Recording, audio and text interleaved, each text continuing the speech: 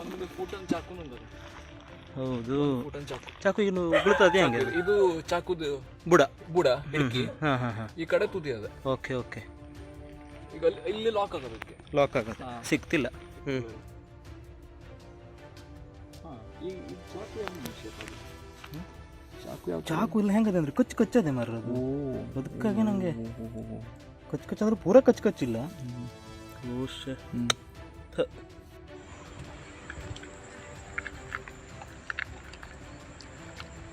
ಚೂರು ಕೆಳಗೆ ಮಾಡಿ, ಕೆಳಗೆ ಮಾಡಿ, ಕೆಳಗೆ ಮಾಡಿ, ಫುಲ್ ಕೆಳಗೆ ಮಾಡಿ, ಫುಲ್ ಕೆಳಗೆ ಮಾಡಿ, ಕೆಳಗೆ ಮಾಡಿ, ಕೆಳಗೆ ಮಾಡಿ.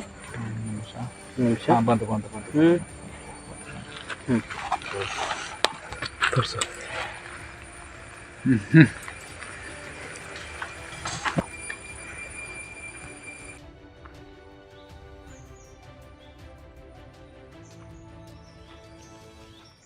ಕುಮಟಾ ತಾಲೂಕಿನ ಹೆಗಡೆ ಗ್ರಾಮದಿಂದ ಗೋವಿಂದ ನಾಯ್ಕ ಅನ್ನೋರು ನನಗೆ ಫೋನ್ ಮಾಡಿದ್ರು. ನಮ್ಮ ಮನೆ ಪಕ್ಕದಲ್ಲಿ ಒಂದು ಹಾವು ಬಂದು ಕೂತಿದೆ, ಸುಮಾರು ಹೊತ್ತಾಯಿತು ಕೂತಿದೆ ಅಂತೇಳಿ.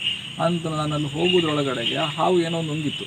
ನಂತರ ಅವರು ಹೇಳಿದ್ರು, ನಮ್ಮ ಅಡುಗೆ ಕಟ್ಟೆ ಮೇಲ್ಗಡೆ ನಾನು ಚಾಕು ಇಟ್ಟಿದ್ದೆ, ಚಾಕು ಜಾರಿ ಆ ಕಡೆ ಬಿದ್ದಿದೆ, ಹಾವಿದೆ ಅಂತ ನಾನು ಆ ಕಡೆ ಹೋಗಿರಲಿಲ್ಲ. ಆದರೆ ಇವಾಗ ನೋಡಿದ್ರೆ ಚಾಕು ಕಾಣ್ತಾ ಇಲ್ಲ ಅಂತ. ಆನಂತರ ನನಗೂ ಯಾಕೋ ಡೌಟ್ ಆಯಿತು. ನಾನು ಹಾವನ್ನು ಹಿಡಿದೆ, ಏನೋ ತಿಂದಿರೋದು ಕ್ಲಿಯರಾಗಿ ಕಾಣಿಸ್ತಿತ್ತು. ಚಾಕು ಇಲ್ಲದೆ ಇರೋ ಕಾರಣ ಚಾಕುನೇ ತಿಂದಿರ್ಬೋದೇನೋ ಅಂತ ನಾನು ಅಂದ್ಕೊಂಡೆ. ಹೌದು, ಎದೆ ಭಾಗದಲ್ಲಿ ಚಾಕುವಿನ ಒಂದು ಆಕಾರ ಕ್ಲಿಯರಾಗಿ ಕಾಣಿಸ್ತಿತ್ತು.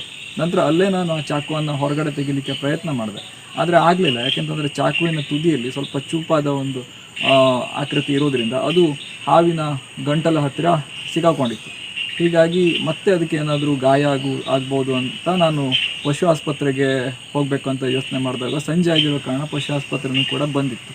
ಹಾಗೆ ಪಶು ಆಸ್ಪತ್ರೆ ಸಿಬ್ಬಂದಿ ಅದ್ವೈತ್ ಭಟ್ ಅವರಿಗೆ ನಾನು ಕಾಲ್ ಮಾಡಿದೆ. ಅವ್ರ ಮನೆ ಹತ್ತಿರ ಇದ್ದೇನೆ, ಇಮಿಡಿಯೇಟ್ ಬನ್ನಿ ಅಂತ ಹೇಳಿದ್ರು. ನಾನು ಅವ್ರ ಮನೆಗೆ ಹೋಗಿ ಆನಂತರ ಕೆಲವೊಂದು ಇನ್ಸ್ಟ್ರೂಮೆಂಟ್ ಸಹಾಯದಿಂದ ಅದರ ಒಂದು ಬಾಯನ್ನು ಅಗಲ ಮಾಡಿ ಆ ಒಂದು ಚಾಕುವನ್ನು ಹೊರಗಡೆ ತೆಗಿಬೇಕಾದ್ರೆ ಯಾವುದು ಗಾಯ ಆಗಿರೋ ಥರ ನಮಗೆ ಕಾಣಿಸ್ಲಿಲ್ಲ. ಯಾಕೆಂತಂದರೆ ಗಾಯ ಆದರೆ ಬ್ಲೀಡಿಂಗ್ ಆಗ್ತಿತ್ತು, ಹಾವಿಗೆ ಯಾವುದೇ ರೀತಿ ಬ್ಲೀಡಿಂಗ್ ಆಗಲಿಲ್ಲ.